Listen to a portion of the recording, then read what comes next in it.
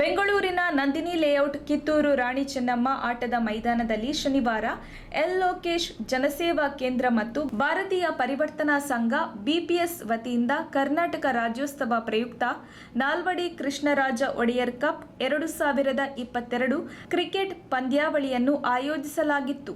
ಈ ಕಾರ್ಯಕ್ರಮದ ಆಯೋಜಕರಾದ ಎಲ್ ಲೋಕೇಶ್ ಗಣ್ಯ ಅತಿಥಿಗಳನ್ನು ಸ್ವಾಗತಿಸಿದರು. ನಟ ಚೇತನ್, ಬಿಪಿಎಸ್ನ ರಾಜ್ಯಾಧ್ಯಕ್ಷರಾದ ಹರಿರಾಮ್, ಬಿವಿಎಸ್ ರಾಜ್ಯ ಸಂಯೋಜಕರಾದ ಶ್ರೀನಿವಾಸ್, ಲೋಕಾಯುಕ್ತ ಗರ್ಜನೆ ಸಂಪಾದಕರಾದ ಡಿ ಗೋಪಾಲ, ಐಎಎಸ್ ತರಬೇತುದಾರರಾದ ಡಾಕ್ಟರ್ ಶಿವಕುಮಾರ್ ಸೇರಿದಂತೆ ಗಣ್ಯರು ದೀಪ ಬೆಳಗಿಸಿ ಕಾರ್ಯಕ್ರಮವನ್ನು ಉದ್ಘಾಟಿಸಿದರು.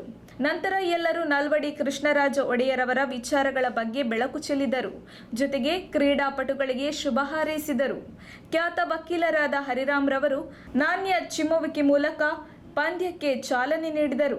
ನಟ ಚೇತನ್ ಸೇರಿದಂತೆ ಅತಿಥಿಗಳು ಸಾಂಕೇತಿಕವಾಗಿ ಬ್ಯಾಟಿಂಗ್ ಮಾಡಿ ಕ್ರೀಡಾಪಟುಗಳ ಗಮನ ಸೆಳೆದರು. ನಮಗೆ ನೋಡಿ 2,500 ವರ್ಷದ ಇತಿಹಾಸದಲ್ಲಿ ಸಾವಿರಾರು ಜನ ರಾಜರು ಬಂದು ಹೋಗಿದ್ದಾರೆ. ಒಬ್ಬ ರಾಜ ಅಂದಾಗ ಸಾಮಾನ್ಯವಾಗಿ ಈ ಸಾವಿರಾರು ಜನ ರಾಜರಲ್ಲಿ ಬಹುಸಂಖ್ಯಾತ ರಾಜರು ಏನ್ ಮಾಡ್ತಾರೆ ಅಂದ್ರೆ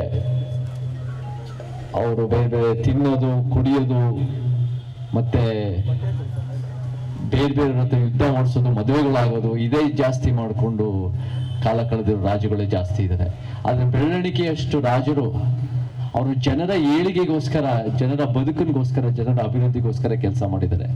ಅಂಥದ್ದಲ್ಲಿ ಇತಿಹಾಸ ನೋಡಿದ್ರೆ ಅಶೋಕ, ಅಕ್ಬರು, ಶಾಹ ಮಹಾರಾಜು, ನಮ್ಮ ಕರ್ನಾಟಕದಲ್ಲಿ ಇಬ್ರಾಹಿಂ ಆದಿಲ್ ಶಾಹಿ 2 ಆಗಿರ್ಬೋದು, ಟಿಪ್ಪು ಮತ್ತೆ ಅವರ ಕೆಲಸಗಳಾಗಿರ್ಬೋದು, ಮತ್ತೆ ಹೆಮ್ಮೆಯಿಂದ ನಾವು ಕೃಷ್ಣರಾಜ ಒಡೆಯರು ಅದೇ ಸ್ಥಾನಕ್ಕೆ ಇಡಬಹುದು.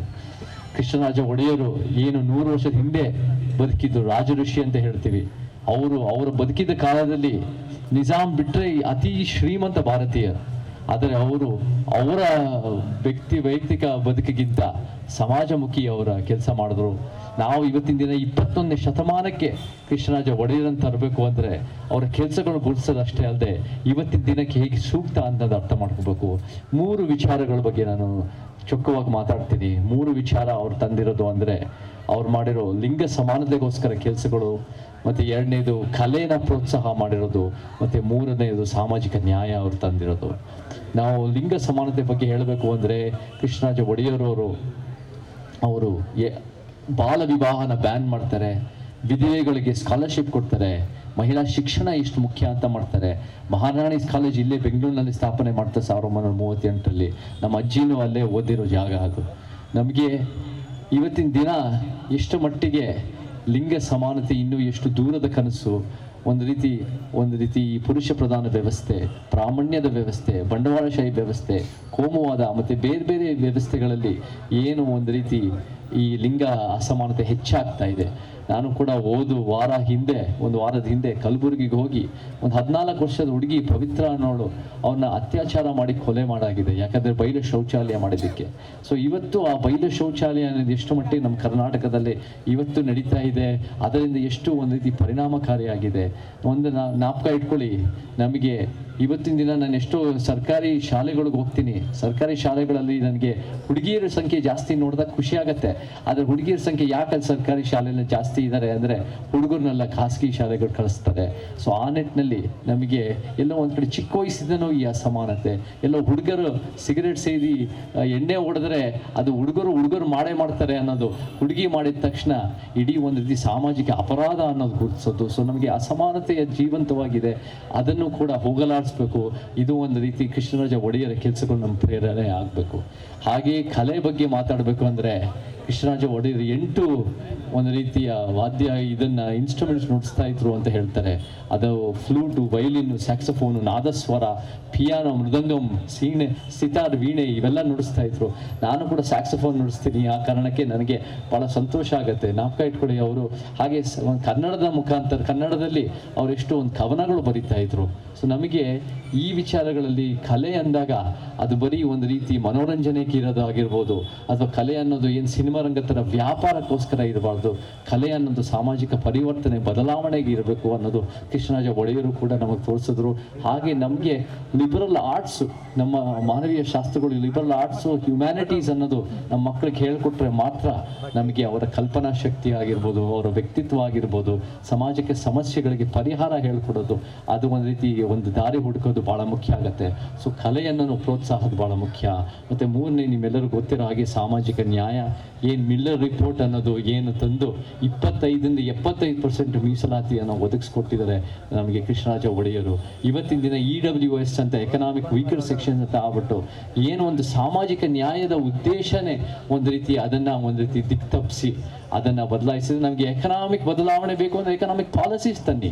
ಈ ಶ್ರೀಮಂತರೇ ನಮ್ಮ ಸದಾಶಿವ ನಗರದಲ್ಲಿ UBCTನಲ್ಲಿ ಈ ರೀತಿ ಡಾಲರ್ಸ್ ಕಾಲೋನಿನಲ್ಲಿ ಯಾರ್ಯಾರು ಮೆರಿತಾ ಇದ್ದಾರೋ ಅವರ ತೆರಿಗೆ ಹಣದ ಮೇಲೆ ಜಾಸ್ತಿ ಹಾಕಿ ನಮ್ಮ ಬಡವರಿಗೆ ಹಂಚಬೇಕು ಹೊರತು ಈ ಸಾಮಾಜಿಕ ನ್ಯಾಯದಲ್ಲಿ ಬದಲಾಯಿಸೋದು ಸರಿ ಹೋಗಲ್ಲ.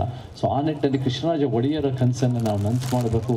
ನಾವು ಕೈ ಇಟ್ಕೊಳ್ಳಿ, ಕೊನೆಯದಾಗಿ ಹೋಗಿದ್ದ ಮುಂಚೆ ಒಂದು ಹೇಳ್ತೀನಿ, ಈ ಆಟ ಚೆನ್ನಾಗಾಗಲಿ, ಮಳೆ ಬರದೇ ಇರಲಿ, ಬಟ್ ಮುಖ್ಯವಾಗಿ ನಮಗೆ ನಮ್ಮ ಹಳೆ ಕತೆ 19ನೇ ಶತಮಾನದ ಕತೆ ಅಂದರೆ ಬ್ರಾಹ್ಮಣ್ಯ, ಅದು ಗಾಂಧಿ ನೆಹರು, ಅದು ಒಂದು ರೀತಿ ಅದು ಒಂದು ಆ ಒಂದು ಅಸಮಾನತೆ ಅದು ನಮ್ಮ ಭೂತ.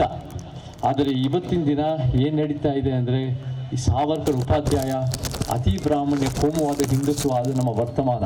ಆದರೆ ನಮ್ಮ ಕೃಷ್ಣರಾಜ ಒಡೆಯರು ತೋರಿಸಿರೋದು, ಬಾಬಾ ಸಾಹೇಬ್ ಅಂಬೇಡ್ಕರ್ ತೋರಿಸಿರೋದು, ತಂದೆ ಪೆರಿಯಾರ್ ತೋರಿಸಿರೋದು, ನಮಗೆ ಬಸವಣ್ಣವರ ಮಾದರಿ ತೋರಿಸಿರೋದು, ಆ ಒಂದು ಸಮಾನತೆ, ನ್ಯಾಯ, ವೈಜ್ಞಾನಿಕತೆ, ಅದು ನಮ್ಮ ಭವಿಷ್ಯ.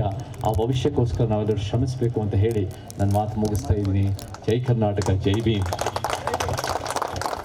ಬಂಧುಗಳೇ, ಎಲ್ ಲೋಕೇಶ್ ಜನಸೇವಾ ಕೇಂದ್ರದ ವತಿಯಿಂದ ಮತ್ತು ಭಾರತೀಯ ಪರಿವರ್ತನಾ ಸಂಘದ ಸಹಕಾರದಿಂದ ಇವತ್ತು ನಾಲ್ವಡಿ ಕೃಷ್ಣರಾಜ ಒಡೆಯರ್ ಅವರ ಹೆಸರಿನಲ್ಲಿ ಒಂದು ಕ್ರಿಕೆಟ್ ಟೂರ್ನಿಮೆಂಟ್ ಅನ್ನು ನೀವೆಲ್ಲ ನಡೆಸ್ತಾ ಇದ್ದೀರಾ. ಬಹಳ ಸಂತೋಷದಾಯಕವಾದಂಥ ವಿಚಾರ. ಇವತ್ತು ಕನ್ನಡ ನಾಡು ಬಹಳ ಏನ್ ನೀವು ಶ್ರೀಮಂತ ಅಥವಾ ಅಭಿವೃದ್ಧಿ ಅಂತ ನಾವು ಹೇಳ್ತಾ ಇದ್ದೀವಿ, ಆ ಥರದ ಒಂದು ಅಭಿವೃದ್ಧಿಗೆ, ಶ್ರೀಮಂತತೆಗೆ ಮತ್ತು ಸಹಬಾಳ್ವೆಗೆ ಕಾರಣಕರ್ತರಾದಂಥವರು ರಾಜರ್ಷಿ ನಾಲ್ವಡಿ ಕೃಷ್ಣರಾಜ ಒಡೆಯರ್ ಅಂತವರು. ಅವರನ್ನ ನೆನಪಿಸ್ಕೊಂಡು ಈ ಆಟವನ್ನ ಆಡ್ತಾ ಇರ್ತಕ್ಕಂಥದ್ದು, ಈ ಟೂರ್ನಮೆಂಟ್ ಅನ್ನು ಇಟ್ಟಿರ್ತಕ್ಕಂಥದ್ದು ನಿಜಕ್ಕೂ ಮೆಚ್ಚುವಂತಹ ಸಂಗತಿ. ಈ ಒಂದು ಆಟವನ್ನ ಏರ್ಪಡಿಸಿರ್ತಕ್ಕಂತಹ ಎಲ್ ಲೋಕೇಶ್ ಜನಸೇವಾ ಕೇಂದ್ರದ ಎಲ್ಲ ಸಂಘಟಕರಿಗೆ ಮತ್ತು ಭಾರತೀಯ ಪರಿವರ್ತನಾ ಸಂಘ, ಮಹಾಲಕ್ಷ್ಮಿ ಲೇಔಟ್ನ ಎಲ್ಲ ಮುಖ್ಯಸ್ಥರಿಗೆ ನಾನು ಅಭಿನಂದನೆಗಳನ್ನ ಸಲ್ಲಿಸಿ ನಿಮಗೆ ಶುಭವನ್ನು ಹಾರೈಸ್ತೀನಿ.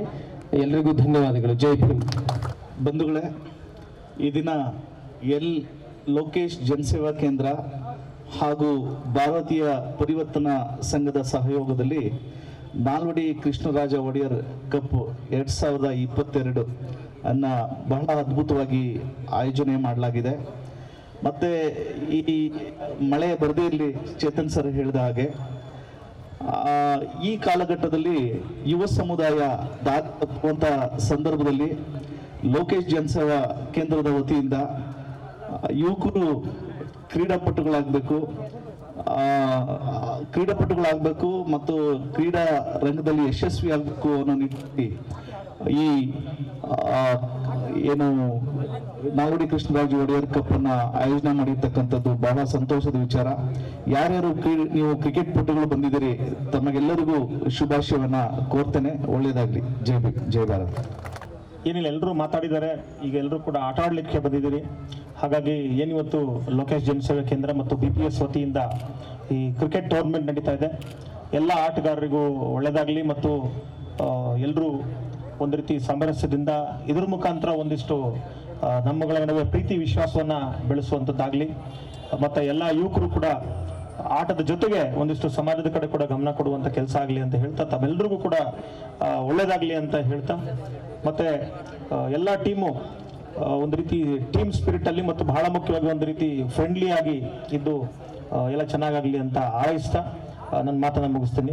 ಜೈ Hind. Mother dream films rural ಮತ್ತು urban education development society, Shri Mailara Lingeshwara nursing college Chitradurga, Shri Anjaneya Swamy ಪ್ರೌಢಶಾಲೆ ಕಡ್ಲೆಗುದ್ದು ಇವರ ಸಂಯುಕ್ತಾಶ್ರಯದಲ್ಲಿ ರಾಜ್ಯ ಮಟ್ಟದ ಗ್ರಾಮೀಣ ಮಕ್ಕಳ ಕನ್ನಡ ಸಾಹಿತ್ಯ ಹಾಗೂ ಸಾಂಸ್ಕೃತಿಕ ಸಮ್ಮೇಳನ 2022-23 ಇದೇ ಬರುವ ನವೆಂಬರ್ 19ರಂದು ಶನಿವಾರ ಬೆಳಿಗ್ಗೆ 10 ಗಂಟೆಗೆ, ಸ್ಥಳ ವೀರಯೋಧ GS ಪ್ರಭಾಕರ ಸಭಾಂಗಣ, ಕಡ್ಲೆಗುದ್ದು, ಚಿತ್ರದುರ್ಗ ತಾಲೂಕು.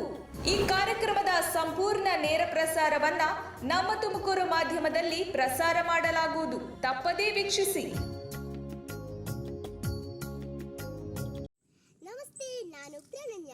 ಜಿ ಕನ್ನಡ ವಾಹಿನಿಯ ಡ್ಯಾನ್ಸ್ ಕರ್ನಾಟಕ ಡ್ಯಾನ್ಸ್ ಸೀಸನ್ 6ರ ವಿಜೇತೆ. ನಾನು ಚಿತ್ರದುರ್ಗ ಕಡ್ಲೆಗುದ್ದು ಗ್ರಾಮದಲ್ಲಿ ನವೆಂಬರ್ 19ರಂದು ನಡೆಯುವ ರಾಜ್ಯ ಮಟ್ಟದ ಗ್ರಾಮೀಣ ಮಕ್ಕಳ ಸಾಹಿತ್ಯ ಹಾಗೂ ಸಾಂಸ್ಕೃತಿಕ ಸಮ್ಮೇಳನಕ್ಕೆ ನಾನು ಬರ್ತಾ ಇದ್ದೀನಿ. ನೀವು ಸಹ ಬರ್ತೀರಲ್ವಾ? Thank you. ನಿಮ್ಮ ಮೆಚ್ಚಿನ ನಮ್ಮ ತುಮಕೂರು ಮಾಧ್ಯಮ 1 ವರ್ಷ ಪೂರೈಸಿದ ಈ ಸಂದರ್ಭದಲ್ಲಿ ನಮ್ಮ ತುಮಕೂರು ಮಾಧ್ಯಮ ನಿಮಗೆ ಧನ್ಯವಾದಗಳನ್ನ ತಿಳಿಸುತ್ತದೆ ಮತ್ತು ನಿಮ್ಮ ಪ್ರೀತಿಗೆ ಸದಾ ಚಿರಋಣಿಯಾಗಿರುತ್ತದೆ. ನೀವು ನಮ್ಮ ಮೇಲೆ ಇಟ್ಟ ನಂಬಿಕೆಯನ್ನು ಉಳಿಸುವ ಪ್ರಾಮಾಣಿಕ ಪ್ರಯತ್ನವನ್ನ ನಮ್ಮ ತಂಡ ಖಂಡಿತವಾಗಿಯೂ ಮಾಡುತ್ತದೆ. ಗೆಲುವಿನ ಹಾದಿಯಲ್ಲಿ ಸದಾ ನಮ್ಮ ಜೊತೆಯಾಗಿರಿ. ನಮ್ಮ ಚಾನೆಲ್ ಅನ್ನು ಸಬ್ಸ್ಕ್ರೈಬ್ ಮಾಡಿ. ಸುದ್ದಿ ಅನ್ನೋದು ಬರೀ ಕಥೆಯಾಗದೆ